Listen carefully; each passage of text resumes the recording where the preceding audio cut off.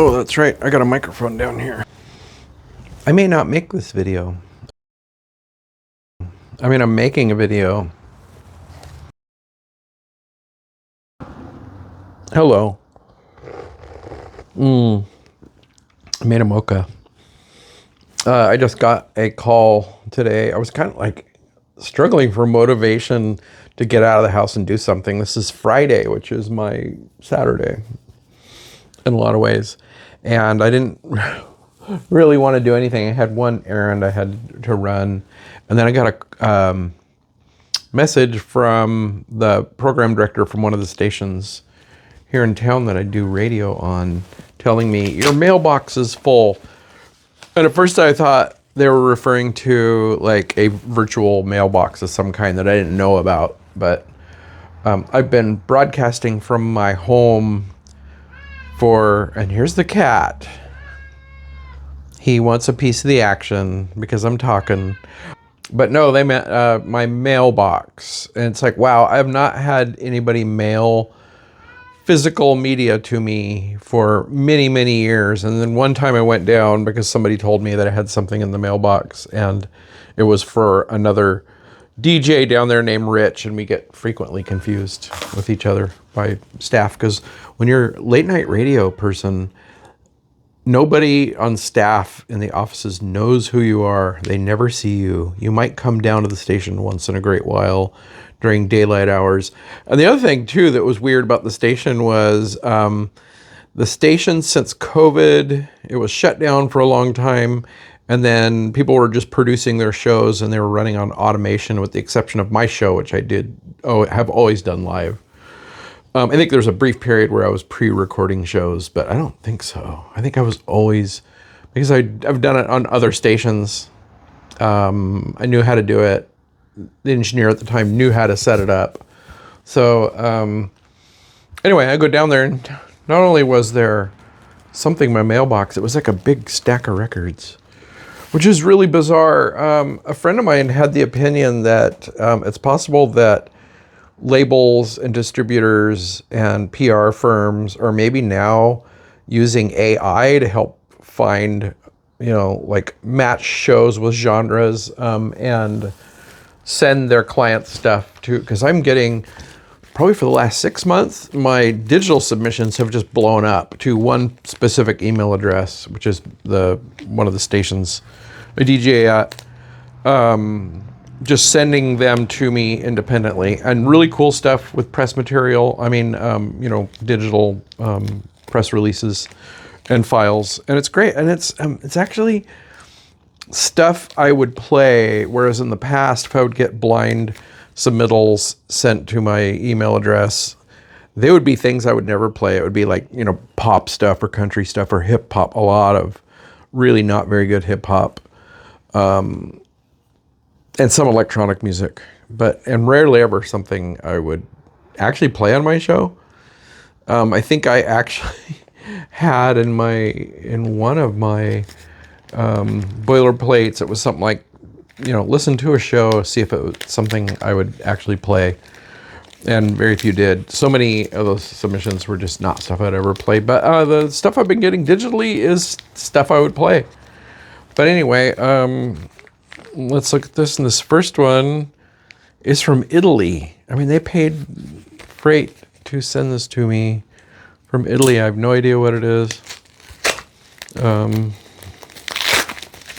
This is like an unboxing video, which is why I may not air this. I hate that kind of shit.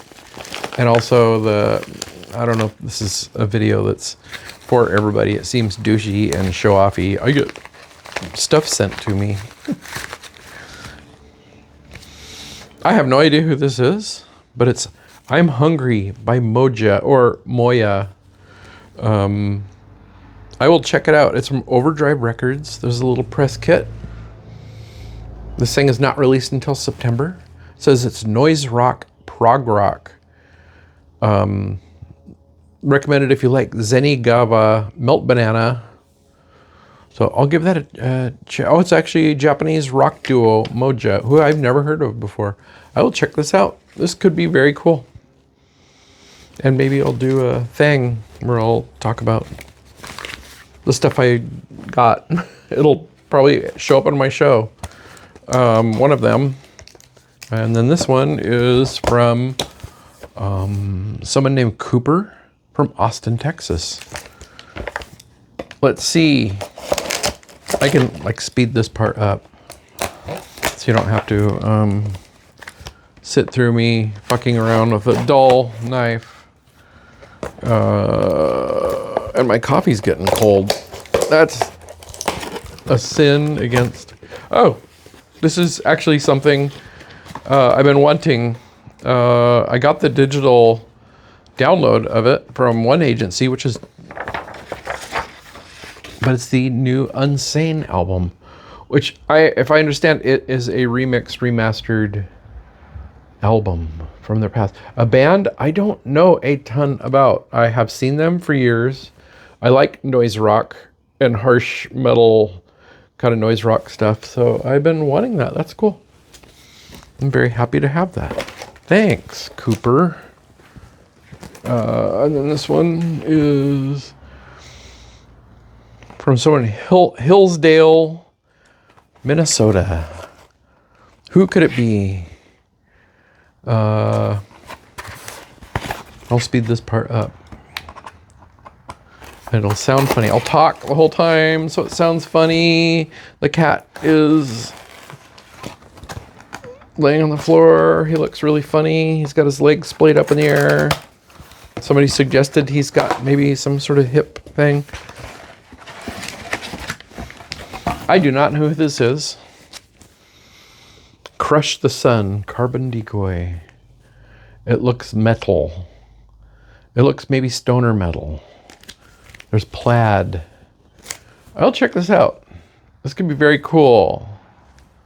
And it's on Vina Records. Cool. Is there press material with it? No. But that's okay. The album itself can be the press material. And I'll look them up. But I will most likely play that. I like metal. I like noise rock. I like all that stuff. This one's from Philly. From someone named PLQMRX.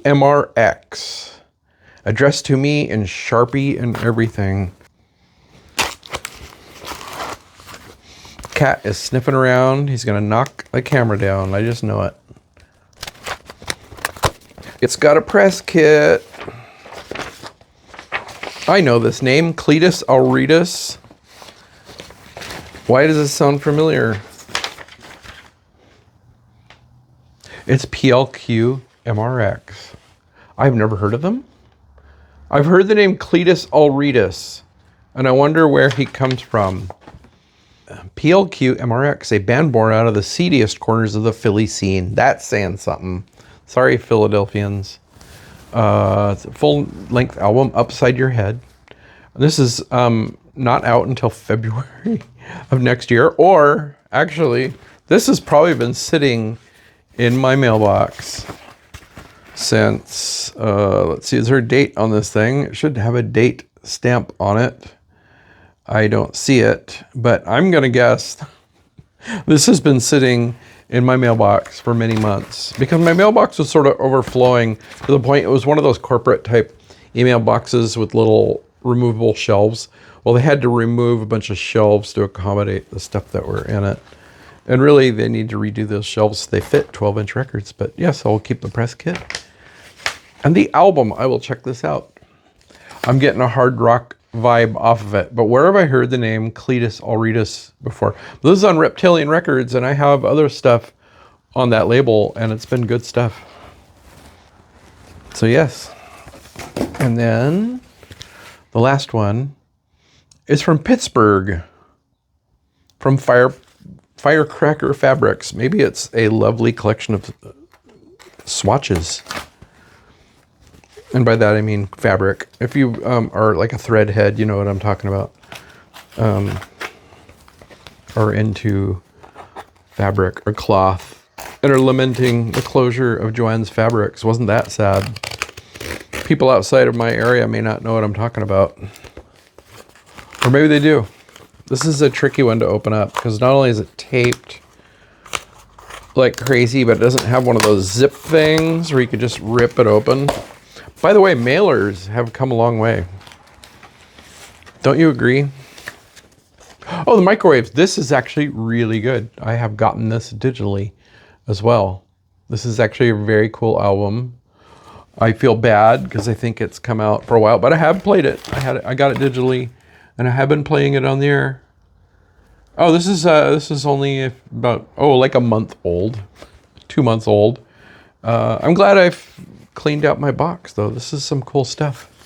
It's stuff I've already been playing on my show or will play on my show. So yeah, that's fun. I need to go down to the station more often. That was apparent. It was made me a little sad because on a Friday many years ago, if I went down to the station, you would see a ton of people there. The staffers, probably 10 people there just for staffers. But you would also see like DJs and programmers and volunteers just sort of hanging out and socializing, and that whole thing. COVID just ruined a lot of things. I mean, there are other things, other factors, people move on and things like that, and people have moved on from that station, and probably other stations. And it's probably kind of a new norm in a lot of radio stations that now things can run on automation. There are people that probably prefer to produce their shows at home, at their leisure, on a computer. The technology to do that kind of thing. It's like everybody can do that. Almost, if you have a computer and a microphone and space to do it, you could produce something, a radio show, a podcast, anything. Your cats will interrupt you, but it's weird. It was kind of an emotional thing to go to the station and see it empty. Also to see it cleaned up and very vastly changed. And some of those changes were things that needed to happen. It was just, the place was sort of gross. And if you've ever been into a volunteer radio station, you probably know what I'm talking about. But that was fun. And it gave me an excuse to go downtown, or at least to that part of inner southeast, and look around and do some estate sale stuff. And I did go to Mississippi Records, and I got some records. I could talk about those. Why the hell not? I mean, this has already turned into one of those what's in your bag kind of annoying things, but I went to Mississippi and bought a few things, and this was one that I've been wanting for a long time. I had it on cassette many years ago, but I've been buying the early Sonic Youth records on vinyl. Some of them I had many years ago and just got rid of, but now I'm getting them again. And I've always wanted Evol for quite a while. I don't know much about these reissues, if they're still good. This came out, I believe this is their first SST record. I could be wrong. And then it's just now out on their own label, Sonic Youth Records. So I've been wanting this for quite a while. So, and then I bought this, but I had this nagging suspicion that I already had it. And I tried looking on, for a few moments, I was one of those annoying assholes that pulls out their phone and they're looking up something on Discogs. And I kind of did that in the store, but the store wasn't crowded, so I felt like it was fine. And if I have it, I didn't record it as being got. But the fall, Grotesque, one of my favorite eras of the fall. I love the fall. Oddly enough, I started really getting fanatical about the fall was during the Brick Smith era, which had been the mid 80s, heading towards the 90s. And I knew of the fall, but I didn't have any of their early stuff. And then I worked my way backwards. And I kind of figured out that my favorite era of the fall is I call it the Scanley-Hanlon effect. It's like anything that has the two of them in it is still really good. I do like the Mark Riley era stuff, but their earliest stuff I find kind of jangly and a little abrasive. I like it. I just don't have a lot of it. I do have their first 2 albums, but I like this era. And going into the Bricks era, I like Brick Smith, for those who don't know, was rhythm guitar player, backup singer, and then married to Mark E. Smith briefly. And Ackerman's Mark Smith seems to have this thing of marrying his female bandmates. But this is one I've always really liked a lot. And I've always wanted it. I had it on CD. I think I still have it on CD. I need to purge my CDs. But sometimes I love albums so much, I will keep it on CD or vinyl. Speaking of which, I had this years ago. I don't know what I did with it. I have the US version of this album, which is different. The US version is almost identical, except what it doesn't have is the wonderful cover of the Stooges' TV Eye, which this has. So I had this. I must have sold it. There was this crazy era where I had just sold a lot of my vinyl thinking either I digitized it or I could have it digitized, and I felt like at one time you could just download anything. And I wasn't listening to records. I didn't have a record player. And so I purged a lot of my vinyl except for my most precious records. Sad to say this was not one of them. I don't know why. I think because I had the US edition, which I still do. The one with the white cover, and they're standing in this really cool pose. But I love this album. I think that's the only thing that's exclusive to this album is the cover of TBI. There might be another song. Oh, I think Love Kills, which is a very mellow, almost Doorsy kind of song. I believe that's not on Radio's Appear, the American version. But I've been wanting this for a long time. And I almost bought, I think it was Sub Pop Records put out a huge collection, which was pretty much their entire 70s output. And I thought about getting that, and I may, but I have this again. In retrospect, I feel like I should explain a little bit my love for Radio Birdman. Radio Birdman was a punk band, proto-punk band from Australia. In the 70s, around the time of the Sex Pistols, Australia had their own really cool happening rock scene and punk scene. And this band was sort of like a weird hybrid of like the Ramones, the Ventures, and the Stooges. That's the best way to describe them, because the chief songwriter and guitar player, here where my thumb is, Dennis Tech, was an American transplant. He was from Detroit. And I think he was like an army brat kind of guy, and was in Australia and formed this band with these very talented individuals. And they only put out 2 albums and a handful of singles. They reformed at some point and played with, and they ejected some older members very kind of controversially.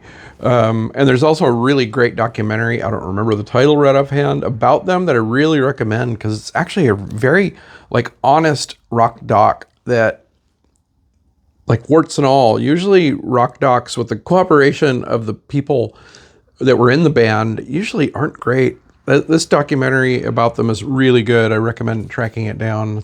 I don't remember the title of it, but you can very easily find it online. It might be on Night Flight, but yes, Radio Birdman, not as well known as the other 2 albums I was kind of showing off. The Fall, of course, everybody knows about them, right? And Sonic Youth. So, but not as many people know about the glory of Radio Birdman, and should. And that's what I got. I'll try to make more videos. If you like this, like and subscribe. I'll do more. I promise this time.